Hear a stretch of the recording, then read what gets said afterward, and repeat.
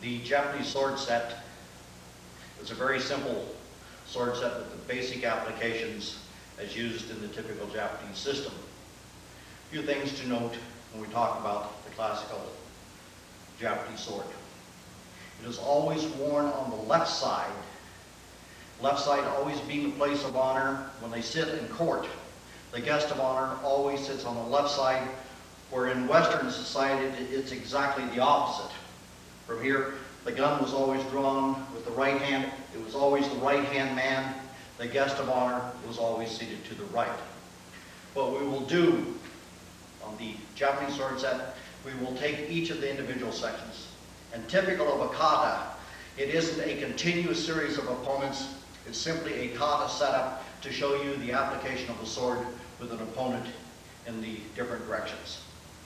The first classic movement from here will be taken from a seated position with the sword drawn. You'll notice that when the block is made, the sword is drawn out and the block is made with the flat of the sword, deflecting the movement, and then the two classic cuts will be taken from this position. Section number 1 of the Japanese sword set. The kata starts from a classic seated position from here, where the opponent directly in front of you comes in with a classic overhead striking motion. Notice that the first movement from here is you retreat. As you retreat, the sword is drawn and the block is made with a flat from here. The first of your classic cutting movements here with two hands, after the block is made, the cut comes directly across, and the second movement from here, the classic cut comes back. Notice as a general rule, the cuts are not made towards the head, they are generally made towards the body. Once again on the application, the block is made against the overhead cut. The first cut through. Notice the complete pivot of the body for power. The transfer now to the right power hand as a cut is made back.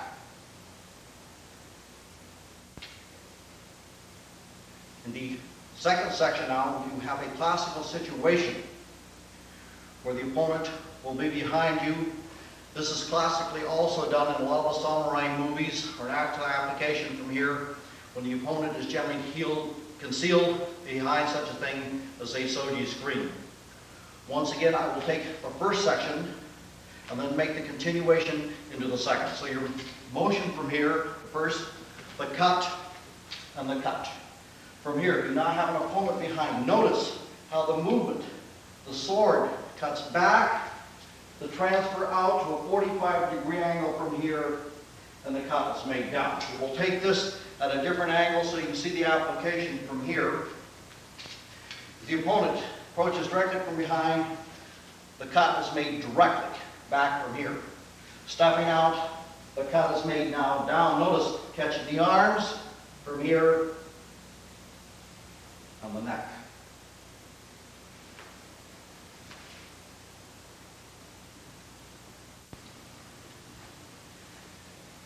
The application of the third section will be taken first without the opponent in position so you can see the actual movement from here.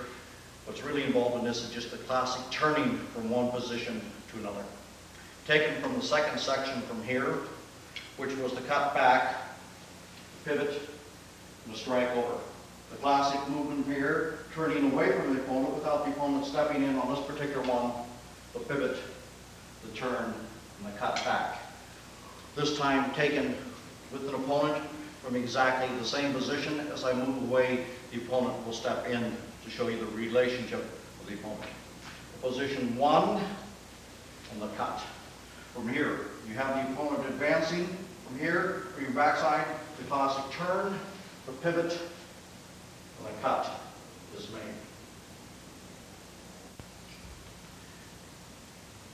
The fourth section has two distinct applications. So from here I'll take it first without a partner to show you the actual movements, then have the partner move in to show you what's actually happening.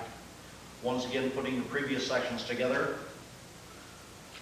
the cut back, the cut over, the pivot. At this point, I want to concentrate strictly upon the feet. At this particular point, you do a hopping movement, which is in classical. In many of your weapon systems from here, where you pick up one foot and then the other to keep them from being cut. In this particular case, we're going to do a reversal of the foot, 1, 2, from here to reverse both feet. The first application then is simply a hopping movement to clear any type of weapon, in this particular case a sword. The second application will involve, first of all, the hop, and then the actual blocking with the weapon, in this particular case, the sword going all the way to the ground. What I will do, I will move into position from this. On the first one, I will have Greg move in with the sword that we use strictly on a cutting movement. As you hop over, then we'll take the second application from here, which will be the block. From there, we will continue into the first to the fifth application, because right from there off the block, the sword will be drawn up from here, first with the one hand, the second hand, then the cutting motion will be made from the blocking position. Once again, I will move into position. From here, we'll take the first aspect of it with simply the hops without the use of the sword as a blocking weapon. 1, 2, the cut is around from here. Just taking the sword out completely from here. The first thing I want to do is the cut is made, I want to get this foot back. So we do, I want to withdraw both these. So as the cut is made, moving back away from the opponent. To ensure now that we have been able to evade this, we do a double movement from here as you come around. One, as the cut is made. The hop is made as the cut is made low, and the block is made down. Notice in this particular case, from here then, I bring both hands up from here under the weapon. The cut is then made with both hands. I will repeat this section without the opponent now that you have seen the actual applications. You're moving from here, 1, 2, 3. The hop, reversal from here. As you come in, notice the clearing movement from up over, and the cut is made down. The sixth section now is simply a continuation of the previous movement from here. I will have Greg stay in position. After we've done the hop, the clearing movement made, and a motion over. The next application of this is if the opponent retreats and we're not able to complete this cut, we simply use then one of the classic movements that's used in the Japanese sword. Once again, I will repeat this entire section from the hop. Once again, 1, 2. In this particular case, as I brought the sword up from here, the opponent retreats. As the opponent retreats, I simply use the circular movement, the cross step, stepping in with a cutting motion. The next section of the kata simply involves some classic footwork that is used in many of the classic sword systems in the Japanese, for instance, the positioning of the feet. In the kata, I'm showing only one side of this. I will add one other extra section from here so you can see simply the adjustment of the feet. From the position, it's a matter of either advancing or retreating. I'll take 3 on this for this particular position. Notice now the movement of the feet. The toes come back 1, the heels 2, 1, 2, 1, 2. Once position has been made, then you advance in. Let me add one other application from this in the section that was not in the kata, but could just as easily have been put in there, where this will be continued and the cut will be made from the back side. Retreating with the feet. 1, 2, 3. The advancement in. From here, we're going to do exactly the same movement. 1, 2, 3. Notice this time as I step in, the cut is taken from the back side of the body. Once again in the kata now, the application. 1, 2, 3. And in the kata, the movement of feet. 1, 2, 3.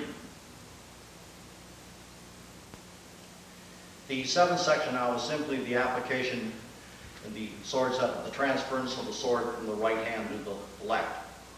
Notice in your cutting movements in here, and that's why it's called a sword hand and things like this.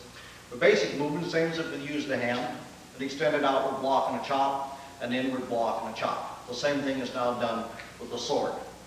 With the sword in the left hand, the cutting motion from here, the first counter is simply made with the block from here, the cut is then made back.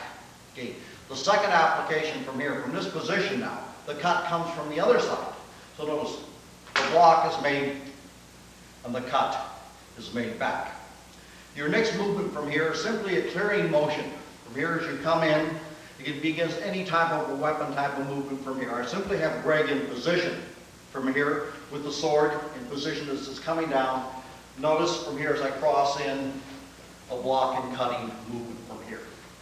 So what we've had now, I'll have it taken without an opponent, but simply the opponent standing in position from here, the block and the cut, the block and the cut. Notice the clearing movement, the cut, and in.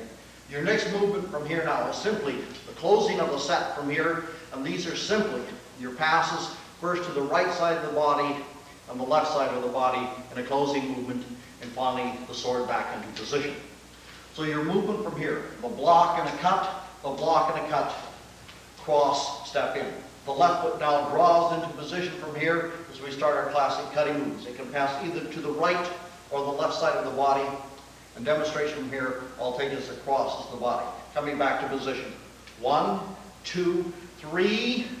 Notice at this point from here, the right hand once again gains control of the sword, and the sword is simply brought back to position.